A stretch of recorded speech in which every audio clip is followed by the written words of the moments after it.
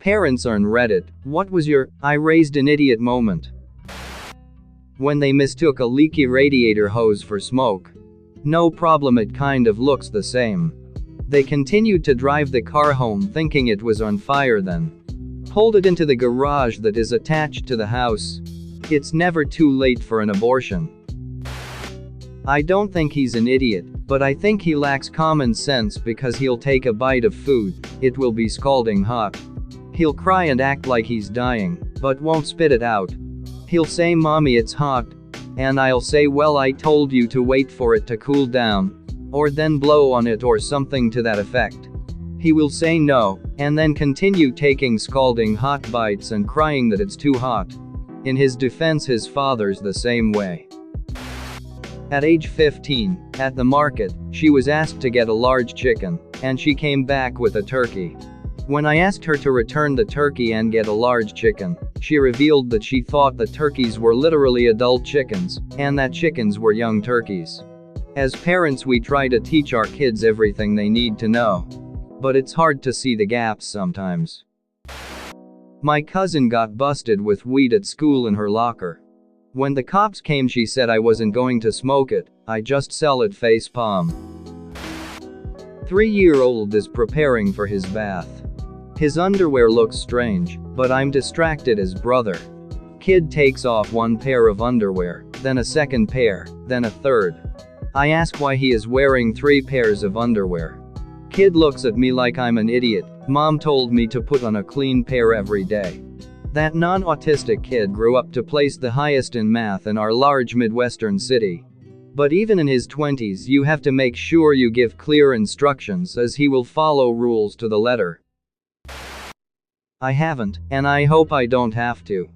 But my dad said almost exactly that line in reference to my brother. My dad told me about a conversation they had that went like this, as best I remember. When his 3rd child was born and looked nothing like him, I told him he should get a DNA test, and he told me he wished he could, but it was too late. I asked what he meant, and he said by now all the DNA would have mixed, and there would be no way to tell who the child's father was. After I explained how DNA works to him, he still didn't believe me.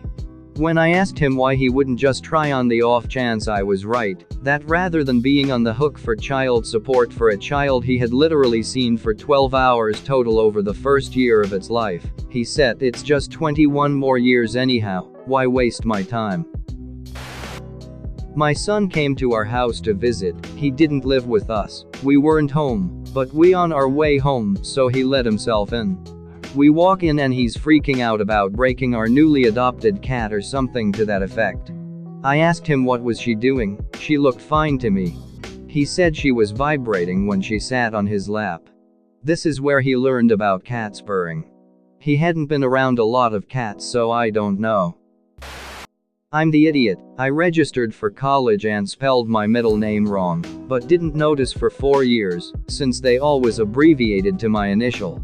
I was showing my parents my diploma before walking on graduation day, and my mom just stared at me like I was special.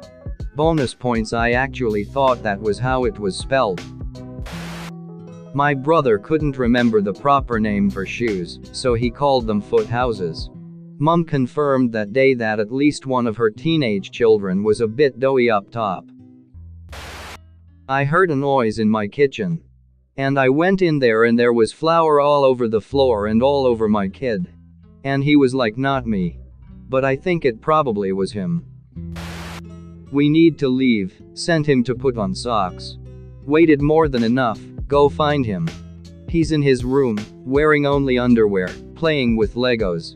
He can't remember what I sent him after.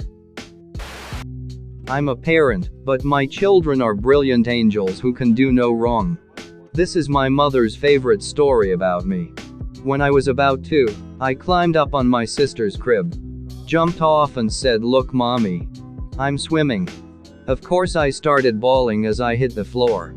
A neighbor came over, thin walls, hearing screaming, asks what's wrong, what happened, etc.